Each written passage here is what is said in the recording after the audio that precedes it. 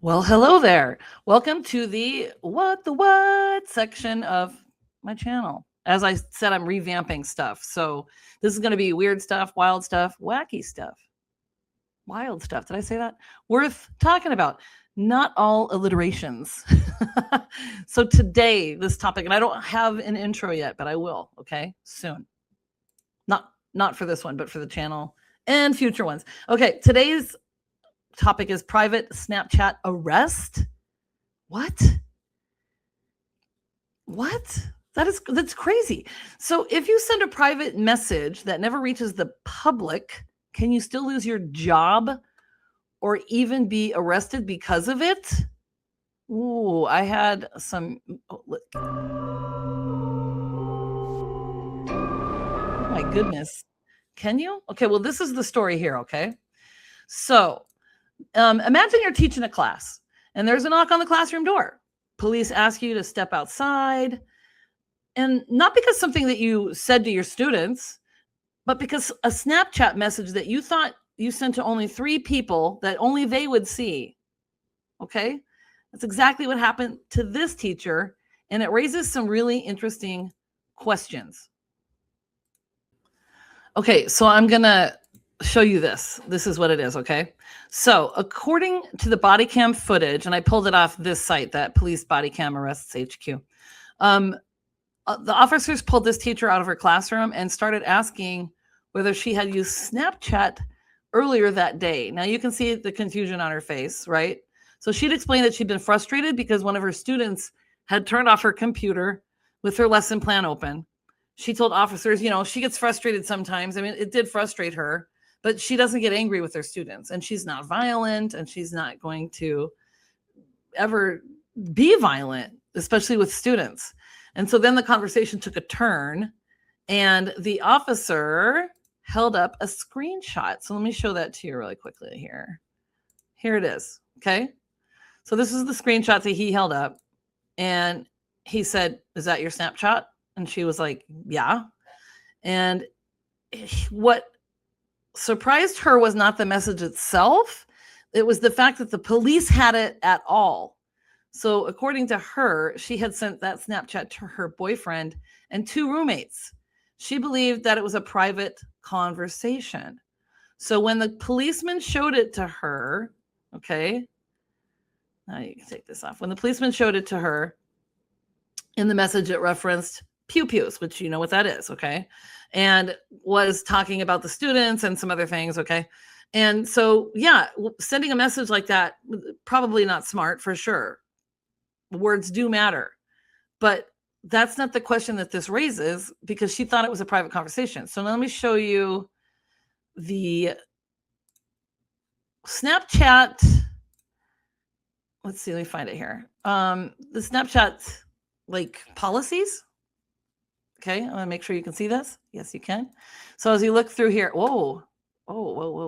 So law enforcement, general information, legal process, they may at its discretion provide limited Snapchat account records to law enforcement, government agencies outside the US, yada, yada, blue. Okay. So I will stop that now. So Snapchat provided the information to law enforcement, right? So when you think about private messages staying between the people that we send them to, right? But this case isn't, it reminds us that private doesn't always mean inaccessible. What? Doesn't that concern you a little bit? Right? Depending on the circumstances, platforms can provide information to law enforcement. And that raises another question.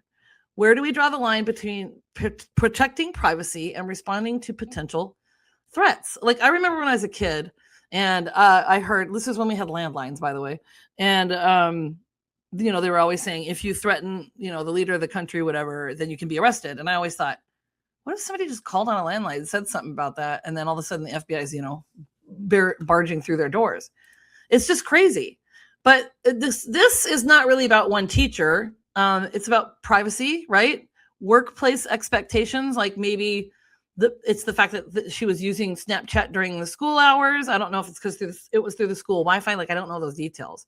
It's about public safety, right? And what's the line between venting and making an actual threat, right? So because Snapchat's policy says it can preserve account information and respond to law enforcement requests under certain legal circumstances, right? That it notes that that's part of the policy. So should someone, what do you think? Should someone face serious consequences for a private message if it sounds threatening? Does intent matter? Does context matter? Or is the wording alone enough? So there's reasonable people that are going to disagree, right? And some people believe that because she was a teacher, any reference to violence deserved an immediate response. Others believe there's a difference between a private conversation, even one that's poorly worded, and an actual threat. So neither side sees it the same way. What I want to know is, what do you think? I mean, this seems crazy to me, but I don't know. I don't know the laws. I don't know. You guys tell me what you think. I would really love to know. Should they have gone there? Is it invasion? Is it an invasion of our privacy? You just let me know. Like, so it just makes me think, right? Like, how many people, like I vent to people that I trust, right? But it wasn't the people that turned her in. I've said something dramatic out of frustration, right? Have you? Does it make it okay? Not necessarily, right? But should every private message become a police matter? That's the question about this case, right? So one thing is clear, though. The teacher appeared genuinely surprised, as you can see again on her picture. She seems genuinely surprised that what she believed was a private Snapchat message had become evidence in a police investigation. So whether you think authorities overreacted or whether you think they did exactly what they should have, I would love to know where you stand on this. If you were making the decision, what would you have done? Or I guess maybe the question should be, do you think it's should be allowable for, you know, places like Snapchat? Does Facebook have it too? Instagram, TikTok, do they have that? Should it be allowed for these companies to send messages? And or should the context be looked at first? I don't know. Let me know. Drop it in the comments. Crazy. This is your first little episode of What the What. So I hope you have an amazing day, and I'll see you next time.